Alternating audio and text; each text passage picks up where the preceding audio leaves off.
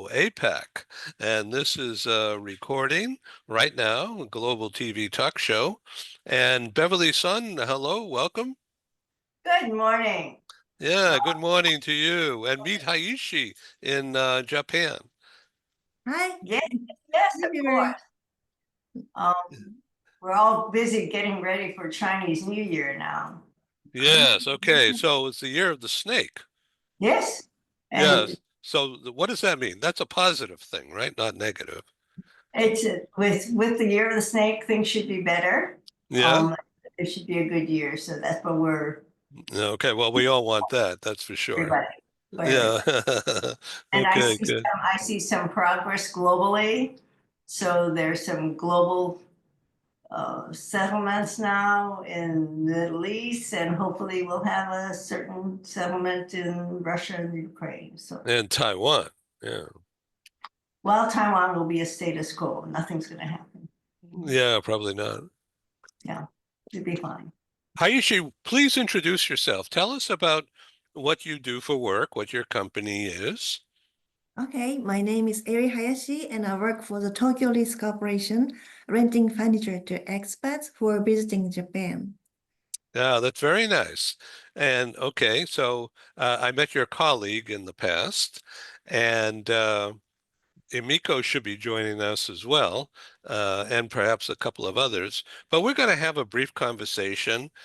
This is all about, if lucky, building international business relationships by simply having a conversation and nothing for sale. It's all just talk.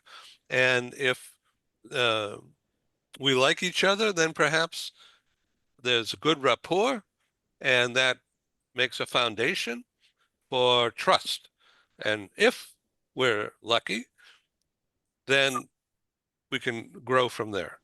And so Beverly, son, you've been involved in the employee relocation, property business for many years. And Correct. has anything changed? Is it different? The people are, of course, different, but uh, has anything changed about what you do, how you do it? I think yes, certainly. I think in any industry and in business today, every sets evolve, requirements evolve. As a result, companies need to be very responsive to changing needs.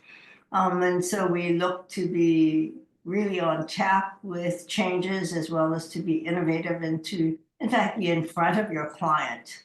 So that requires, I would say, being on the ground very, very actively and having, I would say, sufficient data points of what you're doing and look to create value for clients. So I don't think any business remains static if they're going to be viable. So that's where we're coming from. Yeah.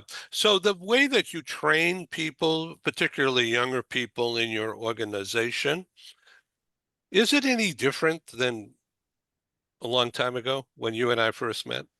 I think before we even speak about training people, APP really focuses, I think perhaps someone may not have had the skill set, but it looks to qualify people who I think have a certain propensity to uh, have certain skill sets that want to be supportive of people.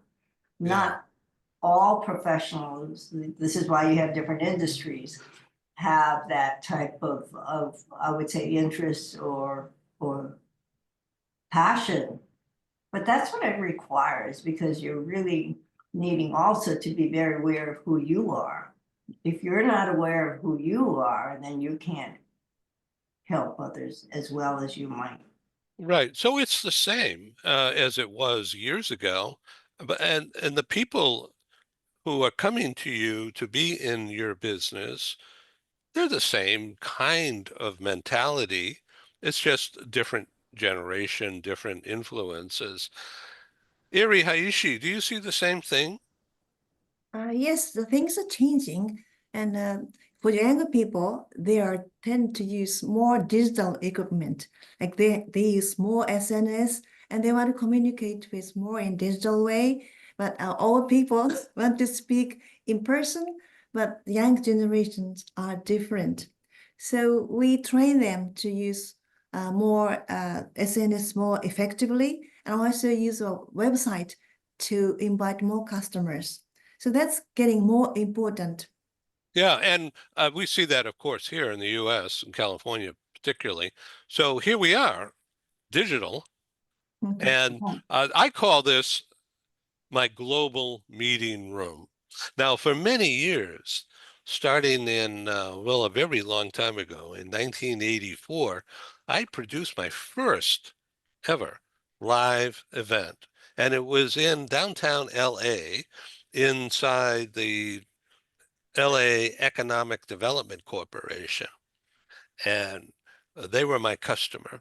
And they invited me to come and bring people to them so that they can talk about, get this, land development uh, and foreign direct investment into LA. And this goes back to 1981. Mm. Now, if you can imagine, that's crazy. But I'm really old, but I'm here, still here. And but the concept here is that Value, yeah, value. yeah, we add value. But the concept here is that people always want to be together. They always want to be in a place to exchange ideas. And here we have Michael Piker. Thank you, sir. Yeah, thank you. Great to be here. So I want you to meet Erie Hayashi from Tokyo Lease and Beverly Sunn, who I think you've met before with Asia Pacific. Yeah, Michael, a good friend for years, is now in Tokyo with Shiseido, if I yeah, say that right. Yeah. right. And you're in charge of everything, aren't you? Just about. Well, not quite everything, at least total reward globally. Right. And excuse me. And under that umbrella, you have rewards, compensation, benefits, communications, of course, but also mobility. And Right, you yourself are a transferee. right. Exactly. Exactly. Yes, I've done it 36 times in 9 countries. Yes. And really. Okay, so Eri Hayashi is with Tokyo Lease, and she's partnering with Amiko, who's not with us yet today, and who you met earlier. So Tokyo Lease takes care of housing, right? Yes, actually, we're working with Emiko. She's working for the consultant Japan, and she Yeah. is, doing the western side of the Japan, and we are in part of the eastern part of Japan. So Ah, Tokyo is our territory. So if Mike is living in Tokyo, maybe we're so Sure, close. sure, sure. 모처럼 기다려요. Yeah. Right. And we yeah. are doing also the property services and the short term or long term. So we can, as a furniture rental company, we can supply furniture to the empty apartment and make the furnished apartment so easily. And we also Right. have a Thank you. lot of inventory for the renting apartment. And we have the home up department called Plaza Homes, which is dealing with the incoming customers looking for apartment in Tokyo or other part of Japan. Yeah, so Mhm. this is all part of all Japan relocation. Yeah, That's right. and yeah, really nice, and I'm really honored to have you guys be my customer. So Beverly, give the audience who's out there watching this show, not just today, but in subsequent months and maybe longer, because of the distribution we have through LinkedIn and YouTube and other things. Your company, Asia Pacific, is huge. You have fingers in a lot of different places and activities, and therefore you've built up a coterie of trust.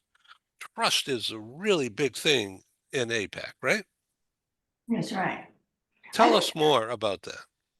okay, I think trust is extremely important because you Yeah, have to earn trust. Trust doesn't come as a natural set.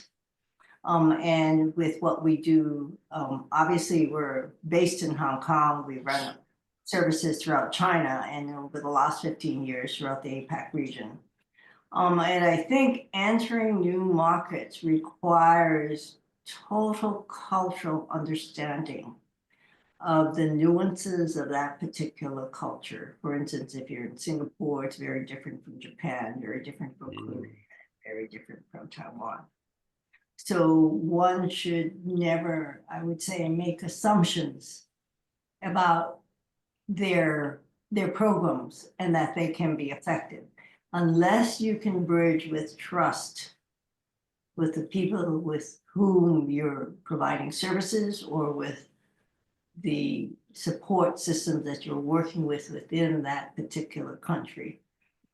Then you become a run-of-the-mill player, which was what I think is one of the disappointing aspects of outsourcing and thinking that people can handle things on their own, and because we have so much technology available to us now. I actually have a question for Mike in terms of trust. Nobody seems these days, because of I would say companies looking to provide, I would say, lesser packages and bringing in younger, very smart, bright people and limiting the types of services, support services that they offer. I always wonder how they expect their young employees to be productive in new environments to which they've never been exposed. Great question. Yeah. So my question is, what is the retention? And do you do any measuring in terms of productivity, let's say a year later, or do you find you have a higher turnover because there's not a match, so to speak, or the integration into the new community? Yeah, so I know you know this, the evolution from duration-based global mobility to talent mobility, which is more strategic, and the focus to your question, which is really good, about developmental assignments or young assignees who go with less money given for the assignment. At least we found, and I've done this in 8 other companies, if you volunteer, there's actually a high net promoter score because people really want to go rather than the company telling them to go, they actually want to go. So even though they might make a less allowances received as a DSP or RMC in an assignment location, the assignees generally are quite happy, retention rate's strong, but it's for culturally similar ilk. If you go to a very radically different context, you notice, then it probably requires more substantive support in the assignment location. And we put in our policy even for the volunteers or the young assignees, a 5 to 10 grand to give sort of a encashment to avail of that of the likes of yourself that you give to assignees, and that helps. But they don't always use it, but when they do use it, they like it. If that makes any sense. So does that increase your retention rate? Yeah, we actually haven't had a retention problem because the volunteers put their hand up, they wear a backpack and they just go. And they actually are really interested in their self-learning journey without the company telling them to go. They want to go. So these are kids like under 30?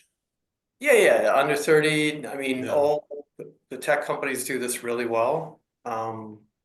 Yeah, so I found retention for that group actually is not an issue. Yeah. So they don't care about moving furniture. No, they honestly, if I look at the 4 talent types in the quadrants of talent mobility, as we all know, the cheapest category is this one. We just give them a wad of cash. They don't move furniture. They take their backpack and they just land in a new place and they get on with it. Yeah, well, that's pretty smart, isn't it? What do you consider successful retention rate? 1 year, 2 years? For that group, clearly it's a great question. 2, 3 minimum. And if they stay and stick and then become a local hire for a national, not just a assignee, then that's my true measure of success, that they stick around. And so to your point, 60-70% retention rate would be pretty good, right? 90% would be like off the charts. Michael, let me ask you, do you get these kids to, once they're settled in, to think about being mentors to others coming behind them? Sure, yeah. It's ilk meets ilk in mentorship, right? So peer to peer. So if you've got younglings that go, millennials, X's, Y's, Gen Y's, they are great mentors to their peers. And say, and digital nomads, virtual assignments, they're very effective, particularly for global digital nomads Yeah. who want to do So, these quick yeah. assignments. So what percentage of your people in this category we're talking about now are female? Our D&I, I'd say very happily 60% and growing, because Shiseido has an incredibly strong D&I culture. Our executive officers, 65% are women, so I'm really proud to say that. And LGBTQ, because on that, is 20% representation, even for Well, assignments. that's really cool. I applaud that. So so Beverly, this is this different? This profile that Mike just talked about, how different is it from 20 years ago? Uh, Way different, I guess. oh, it's very different, of Yeah. course, because I think now you're bringing in a larger workforce with have different skills, and historically you might have only brought in executives just to create some of the culture in their new environment. So you need not only the strategic, um, but the culture from the company in which you're trying to develop in another country. Now, I think because we have technology that's so strongly supported, and so communications are very different.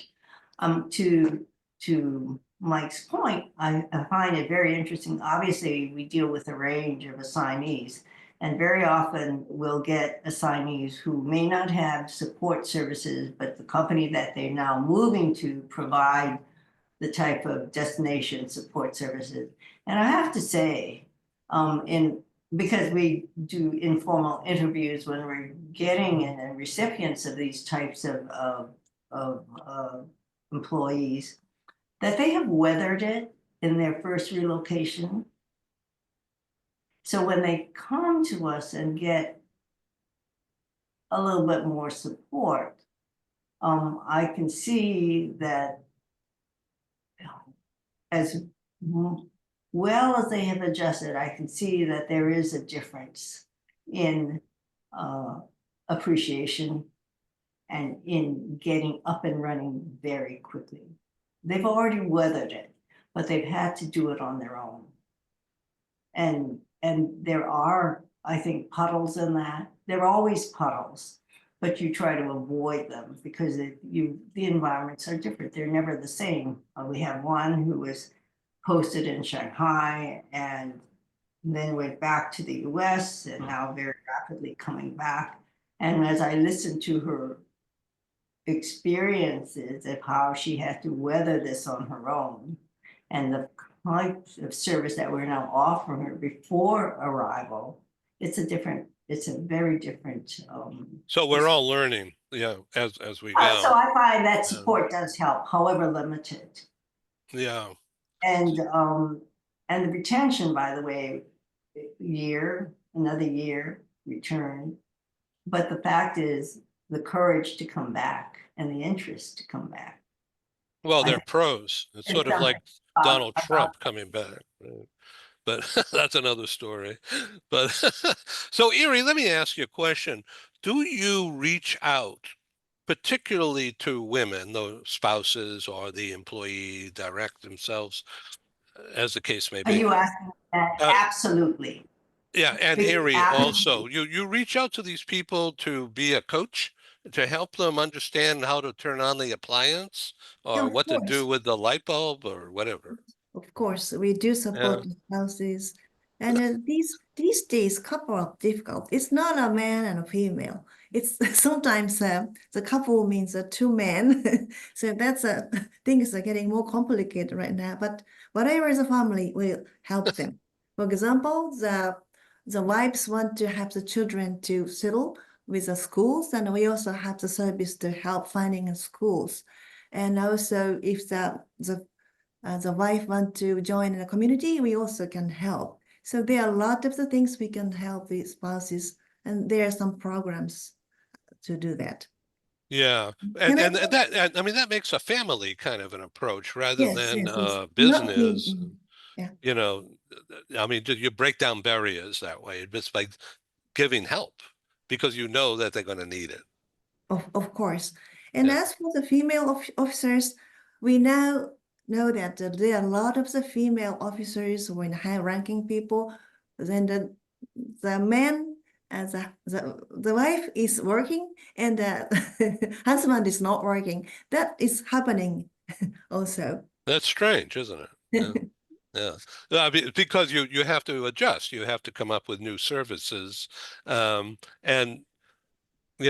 everybody is aware of what the situation is. It's just a matter of do you address it or do you try to skirt around it? It's much better Yeah, right. to just address and just say, hey, this is the situation. Yes, the situation is changing, as Mike said. We have to deal with digital nomad.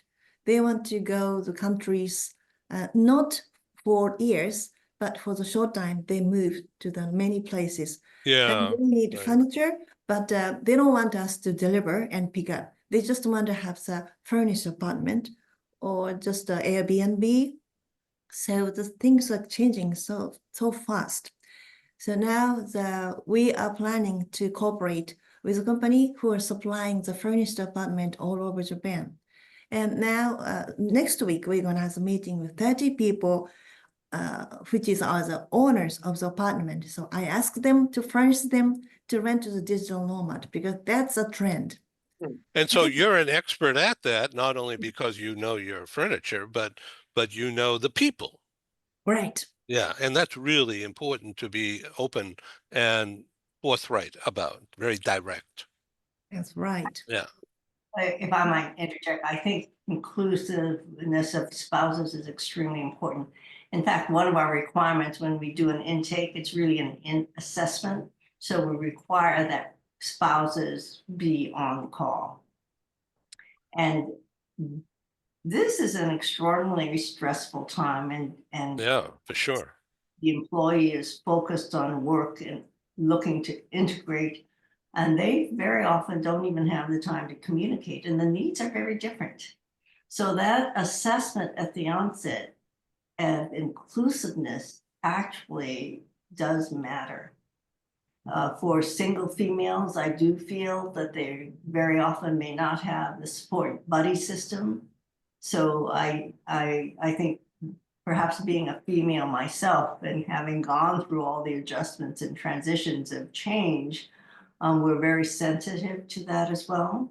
And very often, I think what might be expressed on paper doesn't disclose itself unless you have a face-to-face. And that's when all of the, I would say, concerns do come up and shared. And so when by the time they've arrived into a city, you can see there's a better alignment of spouses. Yeah, thank you for that. Mike, let me ask you a question. Is this relo, well, yeah, of course it's different, but how is it different from when you were in Switzerland, when you were in London, and when you were in wherever you've been? It's a lot of places. Yeah, that's a fantastic question. It's a very deep question because it relates to cultural context. Right, So, and people issues. so let's take an example. So it's my fourth time in Japan, isn't it? Ah, Shiseido's iconic 153-year-old brand like Mitsubishi, Nissan, Sony, very famous. But many of the Japanese companies, as I know Erie-san knows, look at tender loving care, literally, of sending a Japanese expat abroad, probably at a level that's higher than any other country I have lived in. So the hand-holding, the cultural context, the support ecosystem for Japanese expat schools, nantoka Japanese community in Shanghai, Singapore, New York, Paris, for us, desu ne. It's a very Herculean ecosystem, rightly so, to get a Japanese family to go to another location. That's probably a little bit off the charts of what I've been used to in Switzerland, US, or I've lived in, in the UK. A little bit less holding in Switzerland, outbound, like when I was at Philip Morris or Syngenta. So the way you create the policy table is more hand-holding for Japanese outbound. For Swiss or British or American, it tends to be more core flex, a lot of self-direction, self-familiation, choose what you want to do and avail of it or not. Whereas the context here is we're going to give you a whole slew of stuff and they really avail of it. So it's a very different mindset when you move assignees So from it's called total care. Total care. literally it's end to Yeah. end. It's an immersive mobility experience, literally from I think that's beautiful. That's really the gold standard. yeah, and that's the way. I mean, I've been doing this 35 years. My dad before that. This is how oil and gas, used to do it. FMCG in America. So GE, Shell, BP, and Shell still has a fantastic program. But that's it's very rare today to have this full immersive gold plate.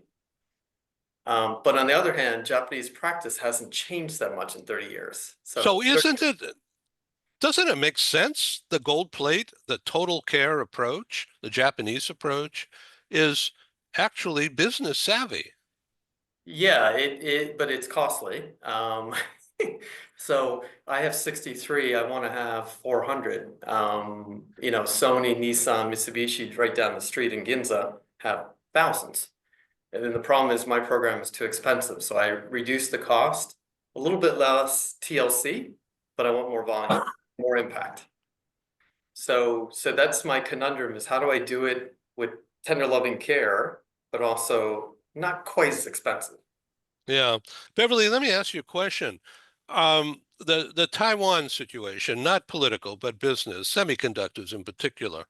Um, as you know, the U.S. Chip Science Act was all about semiconductors, and the Taiwan Manufacturing Company has invested billions into the U.S., and which is wonderful, of course, long term, forever.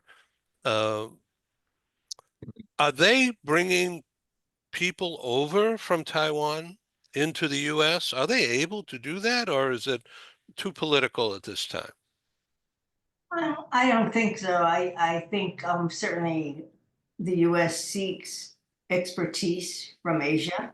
Right. So they have the freedom of going to any market and highly desired because of the background and exposure and experience. So I don't see that as an issue in terms of Taiwan receiving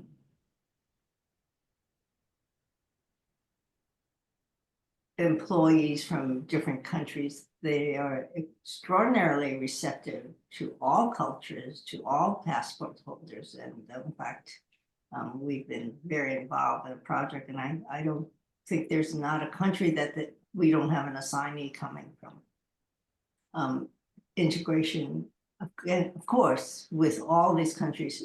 China is not Taiwan. Taiwan is not China culturally. And so you have to look a little bit historically at each of these countries to understand the differences in how you operate. And the whole point of it is to help assignees come to a culture that's very different from their own. So this is not political. This is not a political show. It's business. So you just mentioned something that would For us, really, it's not political. It has really pings me about the Taiwan culture versus the China. Even let's call it Shanghai, which is probably the most progressive part of China, and so or Hong Kong. As I don't see that as China, but they do. So they Taiwan that you mentioned, the business culture is very modern, super high tech, and very, I would call it open from what I know of it. Two things, you're talking about industry, very high tech, very progressive, modern, setting the standard globally. Then when you speak about business culture, that's a very different set. Thank you. Please identify. So when you speak about from our experience, by the way, it may not be universal. So we don't look to make those kinds of judgments, but I have found that it represents a very traditional manner in which to do business. Shanghai's history is quite different because all of the culture disappeared through the Cultural Revolution, whereas Taiwan is steeped very deeply in Chinese culture. Yes. So your how you conduct business is very different in Taiwan than it is in Shanghai, than it is in Singapore, than it is in Hong Kong. That is so fascinating. As I developed this series of Hello APAC, it's like one minute is different from the next minute. It just depends on who's involved. I think everybody makes assumptions that if you're in Asia, because we're Chinese, that if you're in Hong Kong, it's the same as it is in Taiwan as it is in China, but it is not. No. Beverly, I think it's very interesting to hear that Taiwan is a more cultural background than the China, because the Japanese also use a Chinese character. But I see the Taiwan Chinese character used in Taiwan is similar to Japan. But the Chinese character used in China is quite different because it's simplified. So I feel more friendly to people in Taiwan, and vice versa. Taiwanese people also like Japanese culture. So it's very natural for the Taiwanese company TSMC to have the factory in Japan, and they build the large factories. And the Isn't Japan that interesting? Wow. Well, Yeah. well, you see, if you look historically, the Japanese occupied Taiwan for over 30 years. As a result, the protocols, the social behaviors I find very, very Japanese. Even the food placement is very Japanese. Oh, interesting. Yes. And social behaviors are one set. Culture is very different. So protocol behaviors are outwardly very, I find very polite, very Japanese in the sense of respect, the bowing, the protocol, politeness, very gentle, gentle. And then the business culture is very much impacted by the values of a culture. So when we get to Seoul, um, I think of that song, the Detroit rock and roll soul man. But in Seoul, Korea, it's very American, but it's not. It's Korean and it's unique, isn't it? Oh, it's fabulous as well. It's its own culture, right? And you have to think of Korea in the 50s, the 60s, the 80s, and how they've just catapulted forward economically Right. and very adaptive to Western ways. I Oh, remember we used to print our magazine, our color glossy magazine, California Bound Relocation Guide, which is a digest of community and school information used for recruitment and stuff. So anyway, we moved from printing in LA to Hong Kong and then Shenzhen and then Seoul. And of course, we saved all this money. And I met these people in the LA Chamber of Commerce, which was just extremely the world in a capsule right there. But and I've been on travel to Seoul and Shenzhen and also Hong Kong. So I have a taste, no, and really nice memories at the time. This is going back a very long time ago. And So now have invited people from Seoul and Manila, as well as Vietnam and also Australia and New Zealand, to join us. And eventually everybody will come on the show, I'm sure. But we want to make sure that everybody's culture is represented fairly and expressively on this program. And that's why I've been saying what I've been saying. So, Mike, as I we, just have to thank yes, you, Vance, before we end this show, because I think your tenacity to bring about all our countries together, thank you.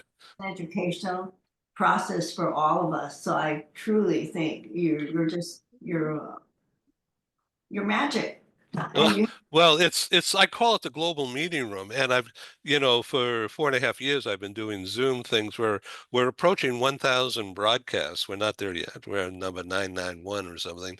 But uh, the fact that Michael has been on our show many times now, and you have been on, Beverly, 3 or 4 times, and we used to dance together at ERC meetings a long time ago. So I mean, the life goes on, the beat goes on, and so we want to grow this. And to me, it's just a lot of fun. And the fact that I could sit here at happy hour without having a glass in my hand and do business, maybe we should have a glass. I don't know. But this has really been cool, and I thank you. Please come back again. Michael, would you like to say anything in summary? Yeah, I mean, I completely agree with so I've lived in Asia 14 years, lived in Shanghai, as well as Singapore and Japan. So your points on TSMC in Taiwan, absolutely going to Japan big time with a huge wafer plant, southern part of the United States. And they've tried to recruit me a couple times. So very porous, beautiful culture, but working, and I've worked in Lenovo, Chinese company. Taiwanese, it's a very intense. So Japan is intense to work at, but a Taiwanese company like TSMC is a fantastic company. But their mobility deployment, they send huge volumes, sort of middle tier price point, and then they do it for a substantive setup. And then your point about Korea, obviously Shanghai versus Hong Kong, we all know this is from the 50s, 60s, 70s historic context and post World War II. So, coming back to Asia again to see how the history is still playing out. We still have huge amount of military bases, in Korea. We have a substantive footprint in Japan. So that plays a role here too. And so the geopolitical issues going on here are quite intense at the moment. Yeah, Having it's actually fascinating reading about it from here in California, and because we're there, it's like facing, Yeah, and so very, very interesting to have you on the show. Thank you all. I really Oh, appreciate it. before closing, could I ask something about Yes, what is happening in Los Angeles, the big fire? Did your friend or are you affected by the fire or is doing okay? thank you very much. It's really tragic, and it's just amazing. Uh, I'm in San Diego on the Mexican border, which is 150 miles south of West LA. And so there's absolutely zero impact here, thankfully for this area. But it's actually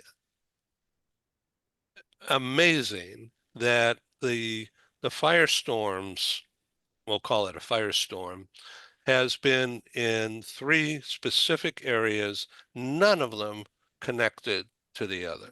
hmm. Just it's just strange how all that developed. Now, it's common on the west side of LA, meaning Malibu, Pacific Palisades, um, and all these towns I just mentioned are west of Hollywood and what further west of downtown LA, which has received nothing.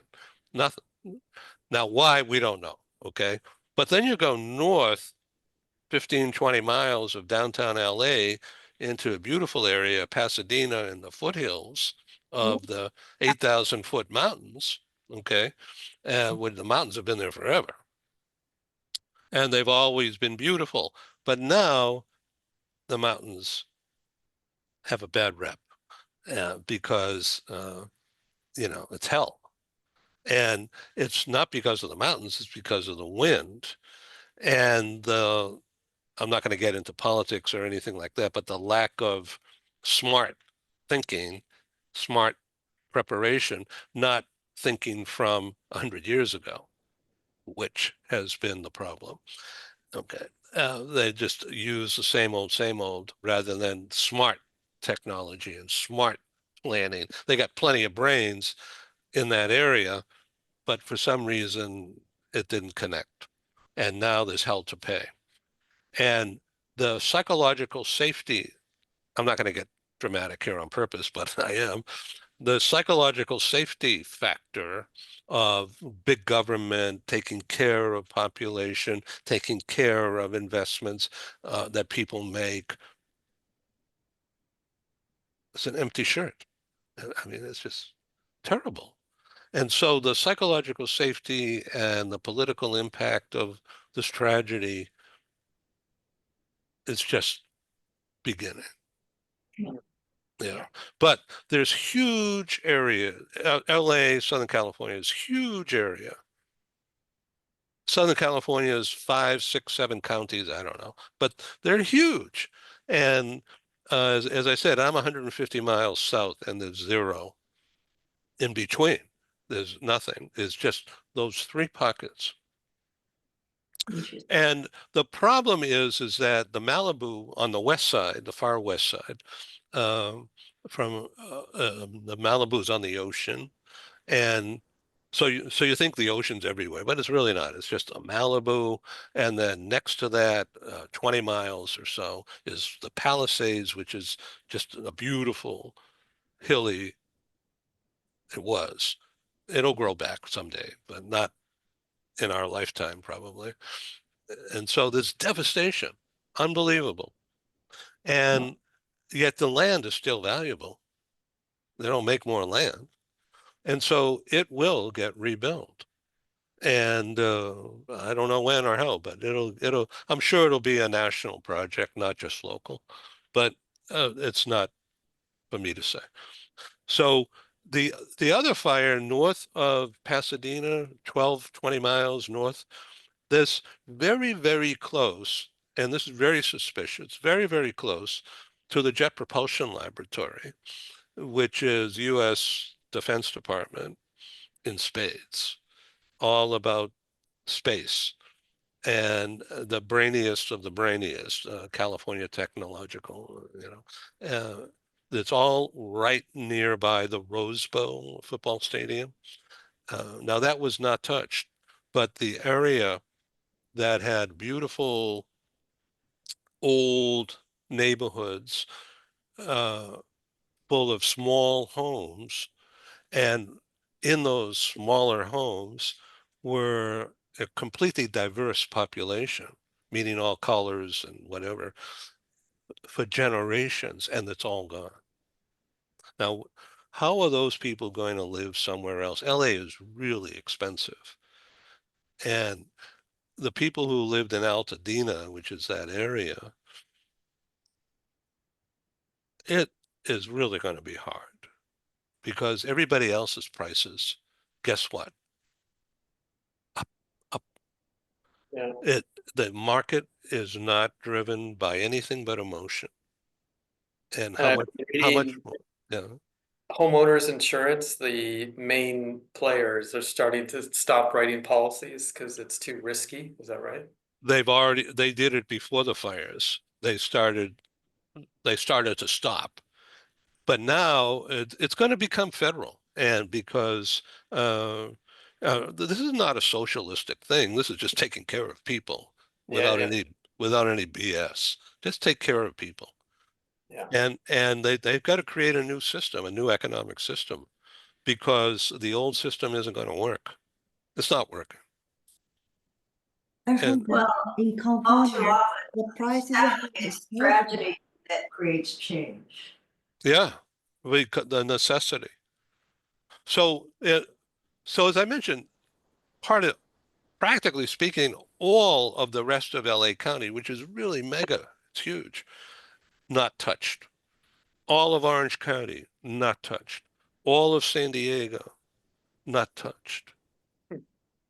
And so life goes on, but not in that area, which was really pricey. Yeah. And so there's a huge losses.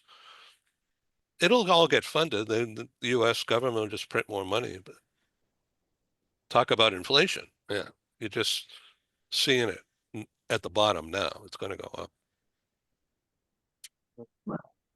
Thank you So, for so there's going to be a whole new economy. Sorry And to hear I that. don't know what's going to happen. But, you know, any business that is like the relocation business, it's all going to become a critical national industry, not just another business.